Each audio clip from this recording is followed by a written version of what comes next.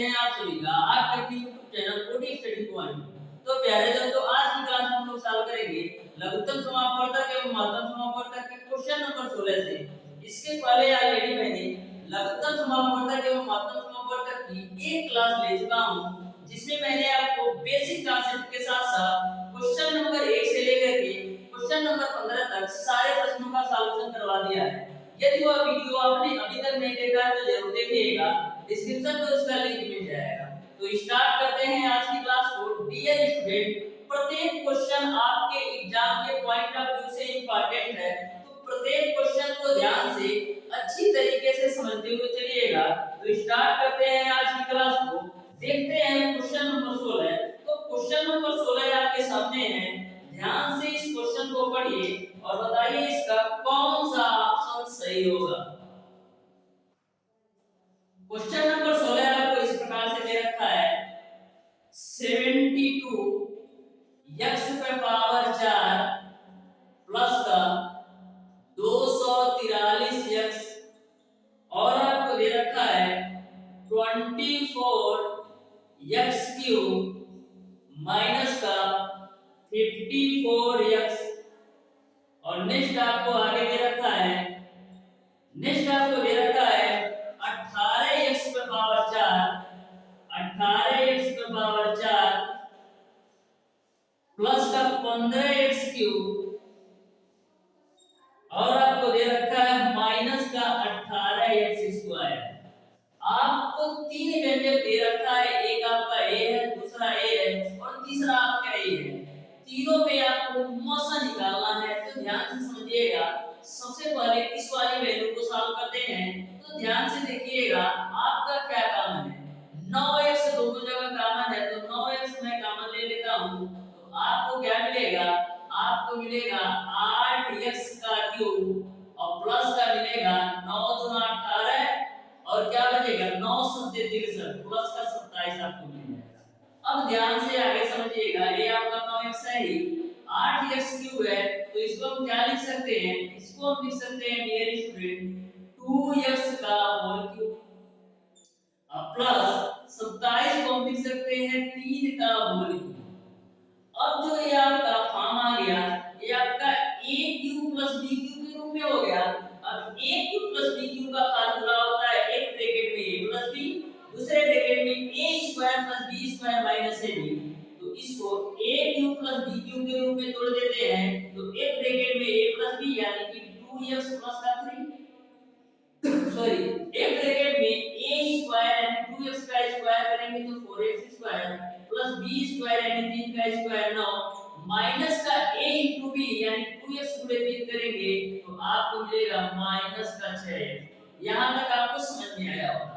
अब इस वैल्यू को सॉल्व करते हैं, तो ध्यान से समझिएगा दोनों में कॉमन क्या है, दोनों में कॉमन आपका है 6x, तो 6x कॉमन लेंगे तो आपको मिलेगा 4x स्क्वायर माइनस का 9। अब यहां पर 6x है ही, अब देखिएगा 4x स्क्वायर को हम लिख सकते हैं 2x का होल स्क्वायर और जो आपका 9 है इसको हम लिख सकते हैं 3 का स्क्वायर। अब यहां से ध्यान से समझिएगा 6x ये आपका a स्क्वायर माइनस का b स्क्वायर के रूप में हो गया, तो a square minus b square बराबर एक ब्रैकेट में a प्लस b यानी कि 2x प्लस का 3 और एक ब्रैकेट में a माइनस b यानी कि 2x माइनस का 3 हो जाएगा। अब इस वाली वैल्यू को देखिएगा, तो देखिएगा तीनों में कॉमन क्या है, तो तीनों में आपका कॉमन है 3x स्क्वायर, तो 3x स्क्वायर कॉमन लेंगे तो यहां मिलेगा आपको 6x स्क्वायर प्लस का 5x और मिलेगा आपको माइनस का 6। यहां तक आपको समझ में आया होगा।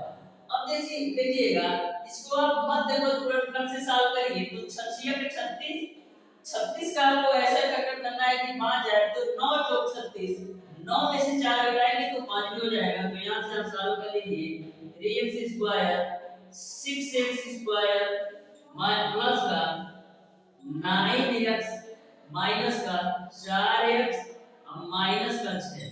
अब देखिएगा 3x स्क्वायर हो जाएगा, यहां से आपका 6x स्क्वायर प्लस का 9x माइनस का 4x माइनस का 6। अब देखिएगा 3x स्क्वायर है, इन दोनों में आपका क्या कॉमन है, इन दोनों में आपका कॉमन है 3x, तो मिलेगा आपको 2x प्लस का 3, इन दोनों से कॉमन आप ले लीजिए माइनस का 2, तो मिलेगा आपको 2x प्लस का 3। ठीक है, अब देखिएगा अब आपको फाइनली क्या मिल जाएगा, आपको मिल जाएगा 3x स्क्वायर, ये आपका 3x माइनस का 2 एक ब्रैकेट में, 3x माइनस का 2 एक ब्रैकेट में, और दूसरे ब्रैकेट में आपका 2x प्लस का 3 हो जाएगा। मैंने क्या किया, जो सेम ब्रैकेट था उसको एक बार लिख दिया और 3x माइनस का 2 को एक बार लिख दिया। अब मैंने तीनों व्यंजक को सॉल्व कर रखा है, पहले व्यंजक की वैल्यू आपको a मिला है, दूसरे व्यंजक की वैल्यू आपको a मिला है और तीसरे व्यंजक की वैल्यू आपको a मिला है। आपको बताना है मौसा क्या होगा, तो मौसा क्या होगा, जो तीनों व्यंजक में कॉमन होगा वही मौसा होगा। तो तीनों व्यंजक में कॉमन क्या है, तीनों व्यंजक में 3x यहां पर भी मिलेगा, 3x यहां पर भी मिल जाएगा और 3x यहां पर भी मिल जाएगा, तो पहले तो आपका 3x कॉमन है और क्या 2x 3 यहां पर भी है, 2x 3 यहां पर भी है और 2x 3 यहां पर भी है और आपको मिलेगा 2x 3। और देखिए इसके अलावा कुछ भी तीनों व्यंजक में कॉमन है, तो 3x ब्रैकेट में 2x 3 के अलावा तीनों व्यंजक में कुछ भी कॉमन नहीं है। इस तरीके से क्वेश्चन नंबर 16 का जो आंसर होगा वो आपका ऑप्शन नंबर बी सही हो जाएगा। अब देखिएगा डियर स्टूडेंट क्वेश्चन नंबर 17, यदि आप स्क्रीनशॉट लेना चाहते हैं तो ले सकते हैं। क्वेश्चन नंबर 17 को आप लोग ध्यान से समझिएगा।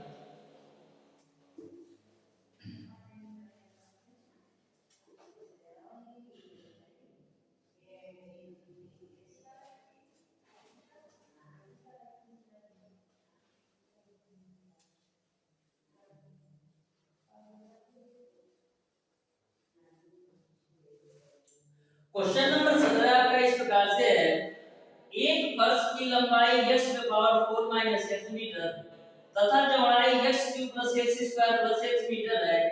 आगे में फर्श पर समान माप के वर्गाकार टुकड़े लगवाने हैं। आगे में लगाने वाले टुकड़ों की कम से कम संख्या होगी। तो क्वेश्चन को आप लोग ध्यान से पढ़िएगा। तो क्वेश्चन में ऑलरेडी दे रखा है कि समान माप के वर्गाकार टुकड़े लगवाना है, तो आपको टुकड़े की न्यूनतम संख्या बतानी है, टुकड़े की कम से कम संख्या बतानी है। तो ध्यान से क्वेश्चन नंबर 17 को समझिएगा। आपको फर्श की लंबाई जो दे रखा है वो आपको दे रखा है x की पावर 4 - का x, और जो फर्श की चौड़ाई दे रखा है यानी कि जो b की वैल्यू आपको दे रखा है वो आपको दे रखा है x³ + का x² + का x। अब सॉल्व कर लेते हैं। तो इन दोनों में आपका x कॉमन है, तो x कॉमन हो गए तो मिलेगा आपको x³ - का x। अब देखिएगा यहाँ पर x है, ये आपका x³ - 1 है, तो इसको हम इस तरीके से भी लिख सकते हैं ना, x³ - 1 का क्यूब, इस तरीके से भी लिख सकते हैं। अब आपका इधर जो वैल्यू है a³ - b³ के रूप में हो गया, तो इसको आप आगे सॉल्व कर लीजिए। तो a³ - b³ बराबर क्या होगा, एक ब्रैकेट में a - b, एक ब्रैकेट में a² + b² + का a * b, यानी x * 1 करेंगे तो आपको मिल जाएगा ये। ठीक, अब देखिएगा इस वैल्यू को सॉल्व करते हैं तो तीनों में आपका x कॉमन है, तो x कॉमन ले लीजिए तो आपको मिलेगा x² + का x और प्लस का 1। यहां तक आपको समझ में आया होगा। अब देखिएगा क्वेश्चन में ऑलरेडी बोल रखा है कि समान माप के वर्गाकार टुकड़े लगवाने हैं। तो वर्गाकार टुकड़े का मतलब ये होता है कि उसकी लंबाई भी और चौड़ाई दोनों एक समान होगी। जितनी लंबाई होनी चाहिए उतनी चौड़ाई होनी चाहिए। तो समान लंबाई और चौड़ाई लेते हैं तो देखिएगा जो आपकी लंबाई आएगी वो आपका x और x² + 1 + x आएगा, और जो चौड़ाई आएगी वो आएगा x² + x + 1। क्योंकि लंबाई और चौड़ाई आपको समान रखना है, क्योंकि आपको वर्गाकार टुकड़े यूज हो रहा है, तो मैंने लंबाई ले लिया x और x² + 1 + x और इसी के बराबर चौड़ाई ले लिया x x² + x + 1। तो बचेगा क्या आपका x - 1, यानी कि जो टुकड़ों की संख्या यूज हो रहा है वो आपको x - 1 यूज हो रहा है, यही आपका आंसर हो जाएगा। इस तरीके से क्वेश्चन नंबर 17 का जो आंसर होगा वो आपका ऑप्शन नंबर ए सही हो जाएगा। तो क्वेश्चन को कैसे क्वेश्चन आपसे पूछ रहा है उसी अनुसार आपको सॉल्व करना है। तो देखिएगा डियर स्टूडेंट, क्वेश्चन नंबर 18, तो क्वेश्चन नंबर 18 को भी ध्यान से समझिएगा।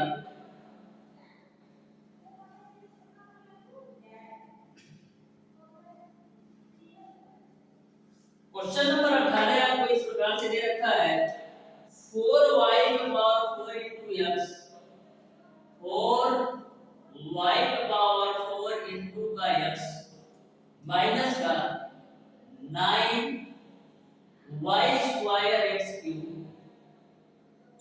और दूसरी वैल्यू आपको दे रखा है 4y स्क्वायर x स्क्वायर और प्लस का 6y x क्यूब। आपको दिव व्यंजक दे रखा है, आपको मौसम निकालना है, तो ध्यान से समझिएगा।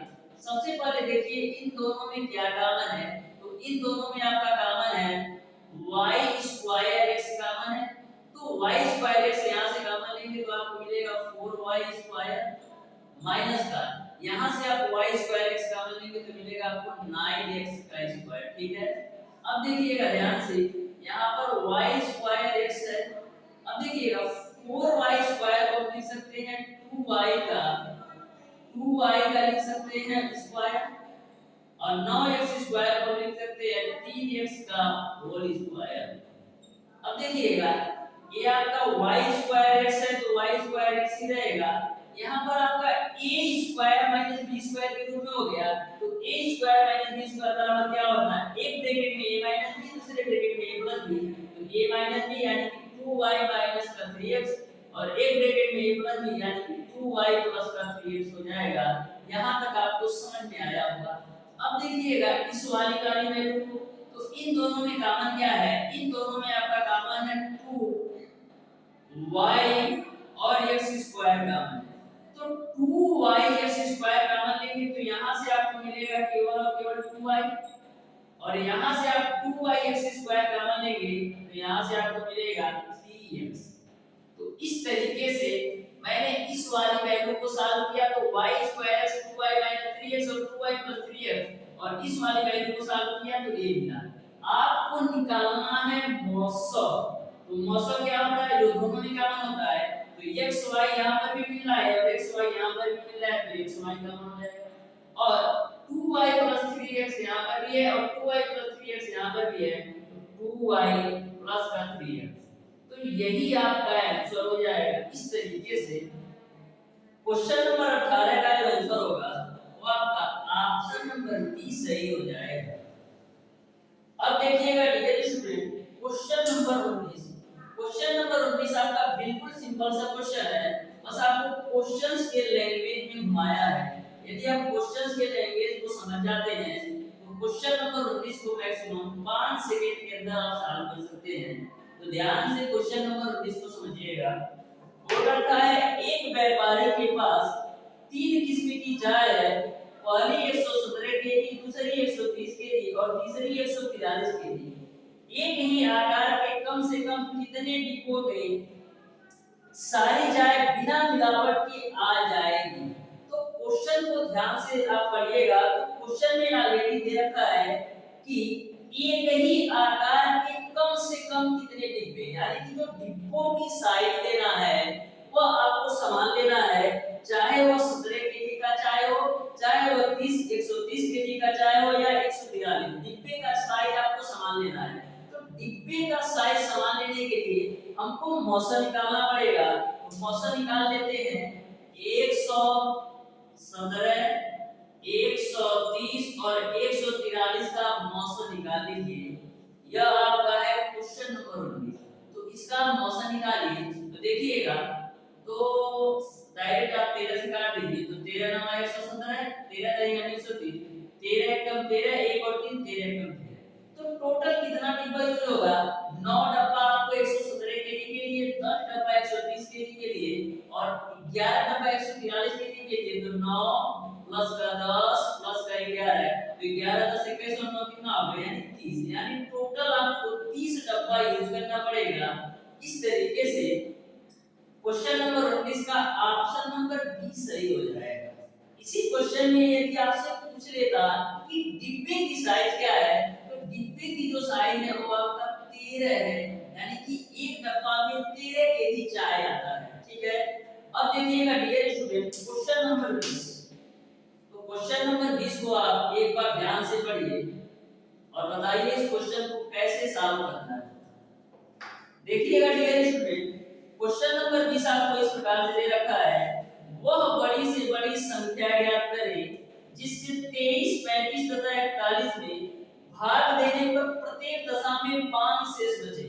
जो आपका क्वेश्चन नंबर 20 है, इस क्वेश्चन को सॉल्व करने के दो तरीके हैं और दोनों ही तरीके मैं आपको बताने वाला हूं और दोनों तरीके से इस क्वेश्चन को मैक्सिमम आप 10 सेकंड के अंदर सॉल्व कराएंगे। तो ध्यान से इस क्वेश्चन को समझिएगा, अति महत्वपूर्ण क्वेश्चन है। तो क्वेश्चन नंबर 20 आपको दे रखा है कि 23, 35 तथा 41 से भाग देने पर प्रत्येक दशा में 5 शेष बचता है।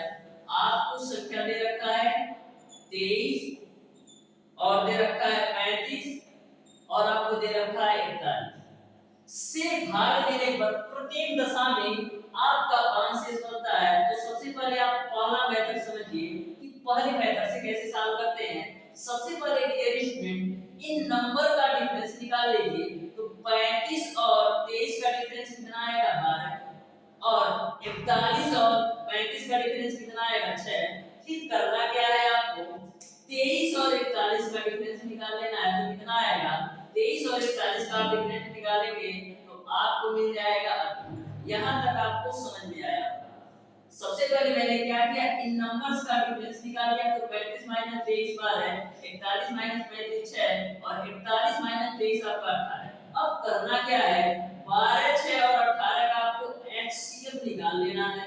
12 6 18 का आपको एचसीएफ निकाल लेना है। तो 12 को लिख सकते हैं 6 गुणे 2 के रूप में और 6 तो आपका 6 ही है, 6 गुणे 1 2।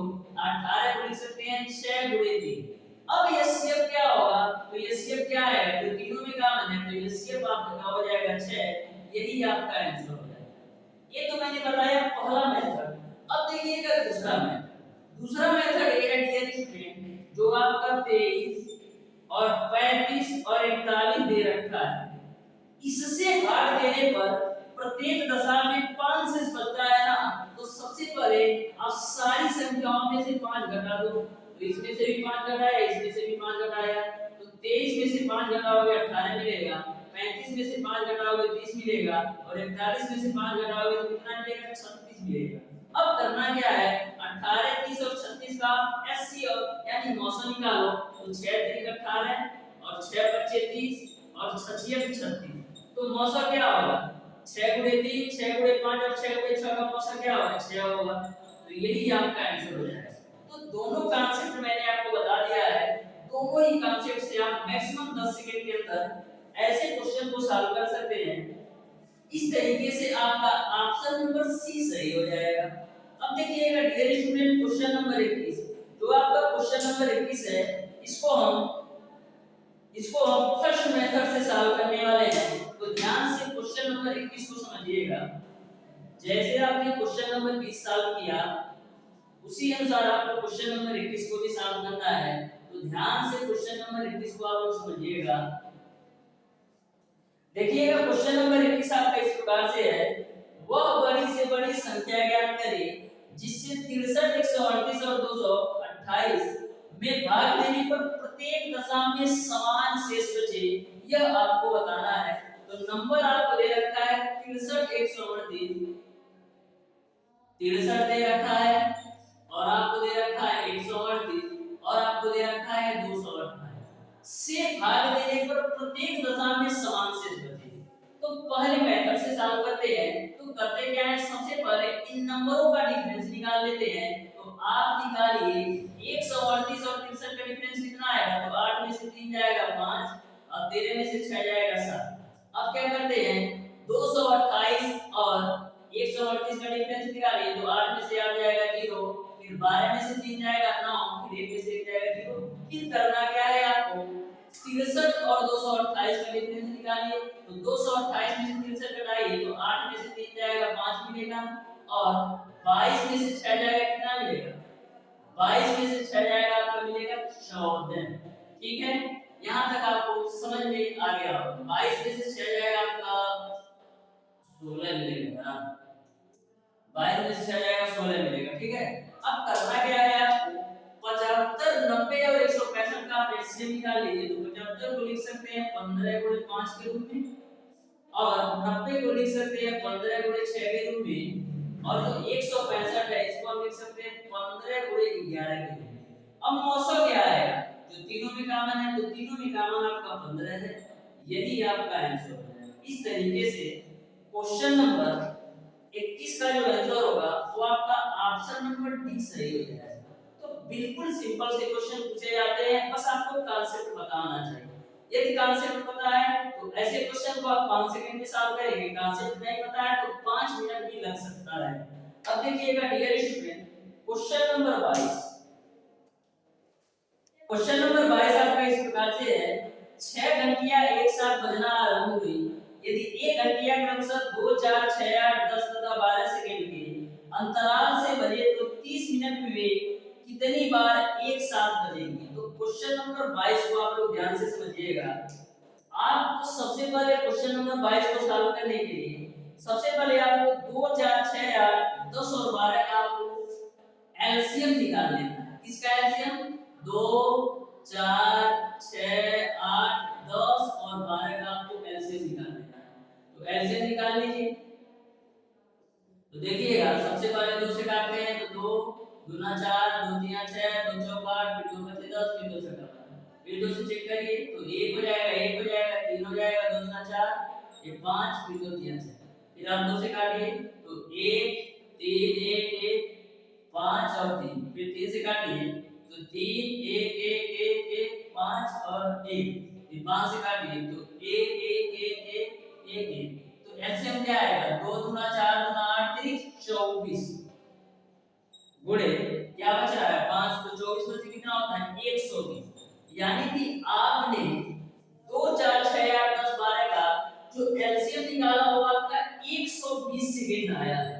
अब 120 सेकंड में कितने मिनट होते हैं, 120 सेकंड में आपका 2 मिनट होता है। आपको बताना है कि 3 मिनट में 30 मिनट में एक साथ कितनी बार बजेगी। तो 30 मिनट में 2 मिनट में एक बार, तो 30 मिनट में कितनी बार 15 बार, लेकिन यह गलत है। देखिएगा ध्यान से इस क्वेश्चन को समझिएगा। यदि मैं बात करूं 1 से 30 मिनट के बीच तो ये तो 15 बार बजेंगी, लेकिन जब स्टार्टिंग की पहली बार एक घंटिया एक साथ बजी तो वहां पर किसी भी टाइम डिफरेंस का कोई मतलब नहीं है, यानी कि वहां पर इनको 2 मिनट का वेट नहीं करना पड़ा।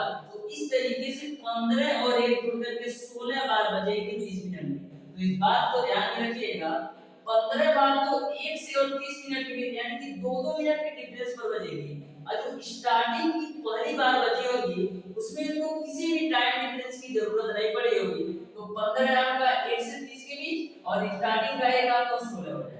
ये तो पहला कांसेप्ट। दूसरा कांसेप्ट आप इस तरीके से याद रख सकते हैं, n/2 + 1, n की वैल्यू आपका 30 है और अंतराल कितना है 2 मिनट का, डिवाइडेड बाय 2 + 1, तो 2 से काटेंगे 30 बार में तो 15 और एक कितना आ जाएगा 16। तो दोनों कांसेप्ट मैंने आपको बता दिया है। आप जो भी कांसेप्ट समझ में आए उसको आप शानदार तरीके से दिमाग में उसको बैठा लीजिए। अब देखिएगा डियर स्टूडेंट, तो इस क्वेश्चन नंबर 22 का जो आंसर होगा वो आपका ऑप्शन नंबर बी सही हो जाएगा। अब देखिएगा डियर स्टूडेंट क्वेश्चन नंबर 23, तो क्वेश्चन नंबर 23 को आप लोग ध्यान से समझिएगा, बिल्कुल सिंपल सा क्वेश्चन है।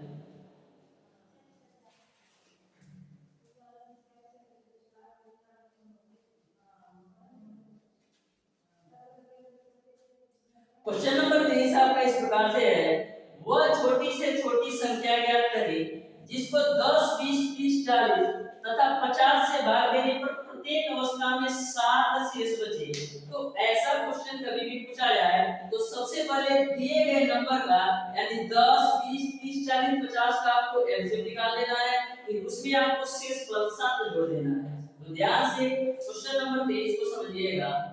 आपको सबसे पहले करना क्या है, 10 20 30 40 और 50 का आपको एलसीएम निकालना है। तो सबसे पहले करते क्या है, इसको डायरेक्ट हम 10 से डिवाइड करते हैं। 1 2 3 4 5, फिर 2 से कर लो। 1 1 3 2 5, फिर 2 से कर लो। 1 3 1 1 5, फिर 3 से कर लो। 1 1 1 1 5, फिर 5 से कर लो। 1 1 1 1 ठीक। तो एलसीएम क्या आएगा? 10 गुना 20 गुना 40, 10 गुना 20 गुना 40 तो ये हो गया पूरे, और क्या 3 बचे 15, तो 40 गुणे 15 कितना होगा? तो 15 चौको 60 हो जाएगा और एक जीरो, यानी एलसीएम आपने निकाल लिया 600। अब जो आपने एलसीएम निकाला है इसी में शेषफल जोड़ दीजिए, तो शेषफल कितना आ रहा था? 7, तो 600 और 7 जोड़ेंगे तो 607, यही आपका आंसर हो जाएगा। इस तरीके से क्वेश्चन नंबर 23 का जो आंसर होगा वो आपका ऑप्शन नंबर बी सही हो जाएगा।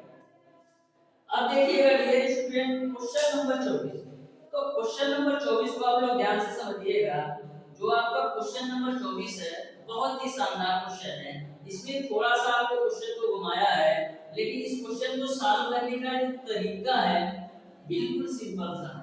तो ध्यान से क्वेश्चन नंबर 24 को आप लोग समझिएगा। देखिए क्वेश्चन नंबर 24 आपको इस प्रकार से दे रखा है, वह छोटी से छोटी संख्या ज्ञात करें पर जो 15, 25, 35 तथा 45 से भाग लेने पर क्रमशः 7, 17, 27 तथा 37 शेष बचे। तो ध्यान से इस क्वेश्चन को समझिएगा। कभी भी शेषफल आपको डिफरेंट दे रखा हो, जैसे आपको क्वेश्चन नंबर 24 में जो शेषफल है वो डिफरेंट आ रहा है, कभी 7 आ रहा है, कभी 17 आ रहा है, कभी 27 आ रहा है, तो कभी 37 आ रहा है। तो करना क्या है, जो आपको संख्या दे रखी है वो संख्या और जो आपको शेषफल दे रखा है, तो संख्या और शेषफल का बीच का डिफरेंस निकालेंगे तो हमेशा आपको समान मिलेगा। यह क्वेश्चन आपको ऐसा सेटिंग किया जाता है कि संख्या और उनके शेषफल के जो बीच का डिफरेंस होता है वो हर जगह समान होता है। तो ध्यान से इस क्वेश्चन को समझिएगा। बिल्कुल सिंपल सा क्वेश्चन है। आपको जो संख्याएं दे रखी हैं वो आपको दे रखा है 15, 25, 35 और आपको दे रखा है 45। जो शेषफल आ रहा है वो आपका 7, 17, 27 और 7। तो मैंने क्या बोला, जो दी गई संख्या और शेषफल इनके बीच का जो डिफरेंस होता है वह समान होता है, या ऐसा क्वेश्चन सेट किया जाता है। 15 और 7 का डिफरेंस आप 25 और 17 का डिफरेंस था, और 35 और 27 का डिफरेंस था, और 45 और 37 का डिफरेंस था। तो करना क्या है, करना कुछ नहीं है। इस क्वेश्चन को सॉल्व करने के लिए सबसे पहले आपको 15, 25, 35 और 45 का आपको एलसीएम निकाल लेना है। एलसीएम निकाल करके जो आपका डिफरेंस आया है यार इसको घटा देना है। तो सॉल्व करते हैं। 15, 25, 35 और 45 का आपको एलसीएम निकालिए। तो देखिएगा सबसे पहले 5 से निकाल देते हैं। 5 किया 15, 5 बचे 25, 5 7 35, 5 9 45, फिर आप 5 से काटिए तो 5 का 5, 3 7 9, फिर आप 3 से काटिए तो 3 का 3, 1 7, 3 3 का 9, फिर आप 3 से काटिए तो 1 1 7 और 1, फिर आप 7 से काटिए तो 1 1 1। तो एलसीएम क्या है? 5 बचे 25 दिया 75 ये हो गया, गुणे 3 7 21, तो 75 गुणे 21 करो कितना आएगा? तो 21 बचे 75 गुणे 21 करा लो, या वैसे करो 75 का 75 को 5, 80 बचे 7। अब 75 गुना 150 और 7 कितना होगा? 157। यानी आपको जो एलसीएम मिल गया 1575 मिले। कितना मिला? 1575। अब इस एलसीएम में से यह जो डिफरेंस आपका आया है यार वही माइनस कर दो। तो 1575 में से 8 माइनस करोगे 1567 आपको मिल जाएगा। यही आपका आंसर हो जाएगा। इस तरीके से क्वेश्चन नंबर 24 का जो आंसर होगा वो आपका ऑप्शन नंबर डी सही हो जाएगा। तो इस कॉन्सेप्ट को ध्यान में रखिएगा। कभी भी आपको शेषफल डिफरेंट दे रखा हो तो आपको इसी कॉन्सेप्ट से सॉल्व करना है। अब देखिएगा डियर स्टूडेंट क्वेश्चन नंबर 25। तो क्वेश्चन नंबर 25 को आप लोग ध्यान से समझिएगा।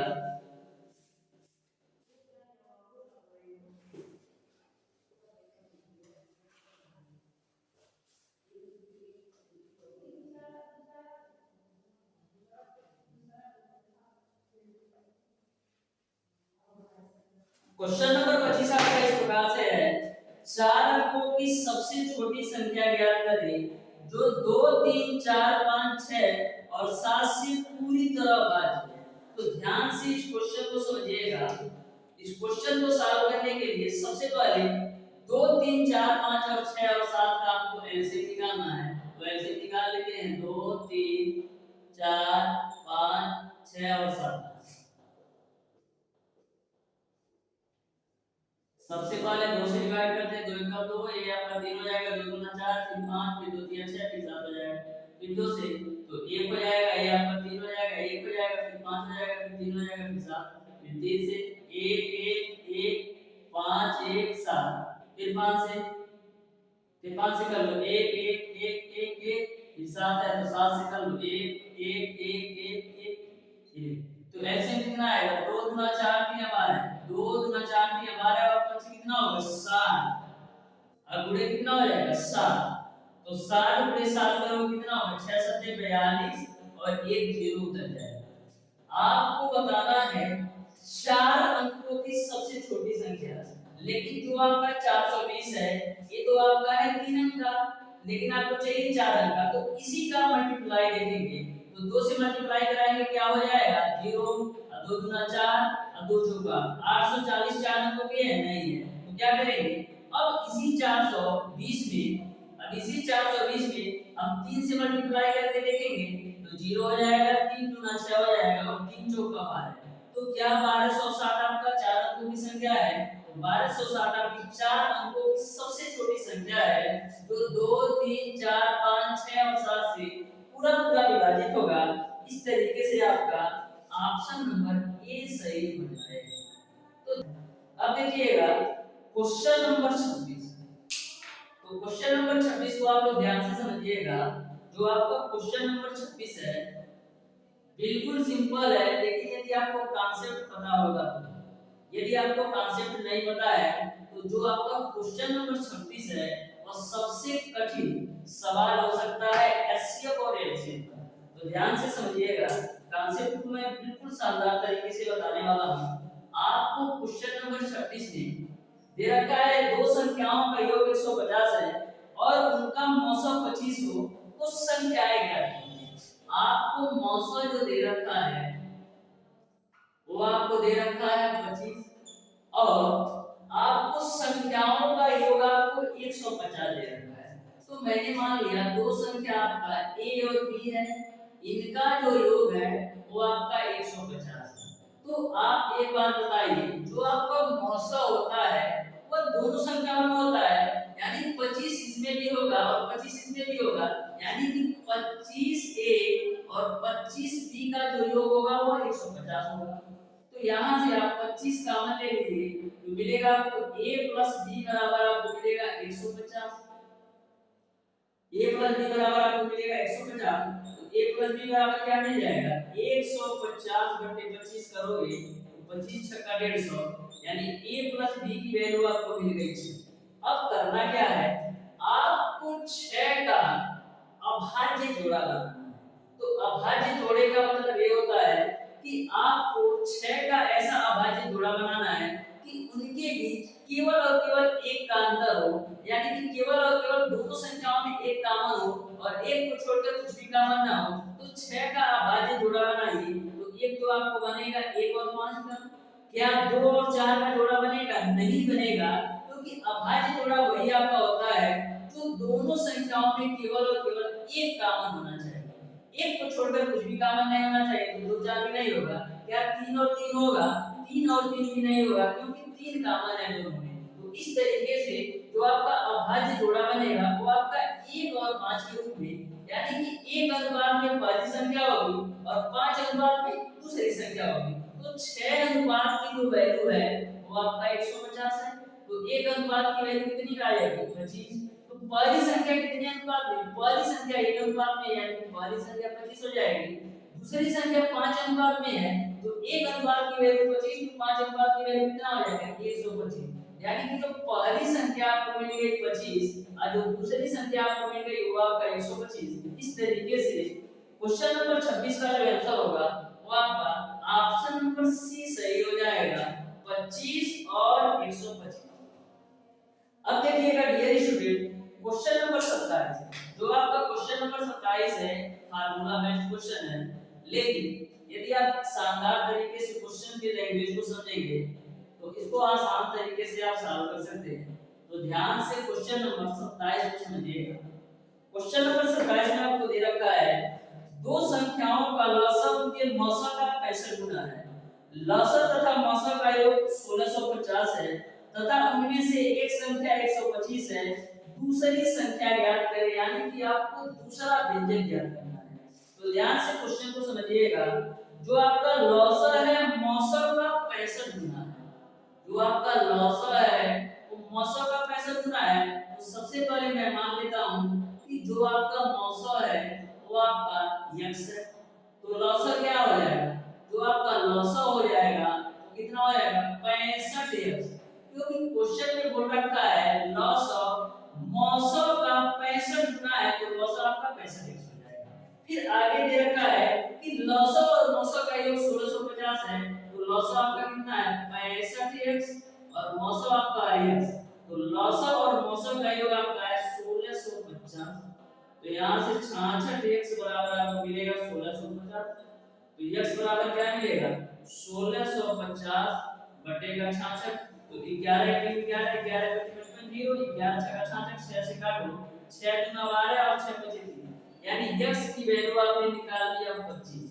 यहाँ से आपको x की वैल्यू 25 मिल गई। अब आपने x माना था मौसा को, तो मौसा तो आपका आ जाएगा 25। लसागु क्या होगा, लसागु आपका है 65x, 65 गुणे आपका 25 हो जाएगा लसागु। तो गुणा करा लीजिए 25 बचे 125 को 5, 12 यहाँ से बचे 25 छक्का 150, 150 में 12 जोड़ेंगे यानी कि 162। तो इस तरीके से लसागु आपका 1625 और मौसा आपका 25 हो गया। आपको एक फार्मूला पता है कि एलसीएम गुणे एचसीएफ बराबर आपका होता है पहली संख्या गुणे दूसरी संख्या। तो आपको एलसीएम पता है 1625 है और एचसीएफ आपका है 25। पहली संख्या आपको क्वेश्चन में ऑलरेडी दे रखा है, पहली संख्या आपको क्वेश्चन में ऑलरेडी दे रखा है 125। आपको दूसरी संख्या निकालना है, ठीक है। तो दूसरी संख्या आपका क्या हो जाएगा, आपको मिल जाएगा 1625 गुणे का 25 बटेगा आपको मिलेगा 125। 25 से काटो तो 25 बचे 125, 5 से काटो 5 3 15, फिर 5 2 10, फिर 5 बचे 25, यानी कि जो दूसरी संख्या आपको मिल जाएगी वो आपको मिल जाएगी 325। इस तरीके से यही आपका आंसर होगा, यानी कि क्वेश्चन नंबर 27 का जो आंसर होगा वो आपका ऑप्शन नंबर डी सही हो जाएगा। इस तरीके से क्वेश्चन नंबर 27 भी आपको अच्छी तरीके से समझ में आया होगा। अब देखिएगा डियर स्टूडेंट, इस चैप्टर का लास्ट क्वेश्चन, क्वेश्चन नंबर 28। तो क्वेश्चन नंबर 28 बहुत ही इंपॉर्टेंट क्वेश्चन है, तो ध्यान से इस क्वेश्चन को समझिएगा। क्वेश्चन नंबर 28 आपका इस प्रकार से है, तीन संख्याओं का मौसा 12 है तथा उनका लसागु 720 है। उनमें से दो संख्याएं 36 तथा 48 है। तीसरी संख्या ज्ञात करें। आपको तीसरी संख्या ज्ञात करना है। तो मैं मान लेता हूं कि जो आपकी तीसरी संख्या है वो आपका 12x है। 12x क्यों माना, क्योंकि आपको मौसा दे रखा है 12, तो जो आपका मौसा है 12 वो तीनों संख्याओं में होगा। तो मैंने मान लिया कि जो तीसरी संख्या है वो आपका 12x है। अब पहली और दूसरी संख्या आपको दे रखा है, पहली और दूसरी संख्या आपको दे रखा है 36 और 48। तो आपको तीसरी संख्या ज्ञात करना है। तो आपको जो लसागु दे रखा है वो आपका 720 है। तो लसागु क्या होगा, इन तीनों संख्याओं का जो लसागु होगा वो 720 के बराबर है। तो करते क्या है 12x और 36 और 48 का लसागु निकाल लेते हैं, जो बराबर होगा 720। तो 12 36 और 48 का लसागु निकालिए। तो 12 को 1 से लिख दिया मैंने, 36 को लिख दिया, 12 को 3 लिख दिया और 48 को लिख दिया। 12 को 4 बराबर 720 होना चाहिए। अब देखिएगा 12 तो 12 सब में है, 12 ले लिया, फिर x है तो x ले लिया, और क्या बच रहा है 3 और 4 बच रहा है। तो गुणे 3 गुणे 4, इसका जो मान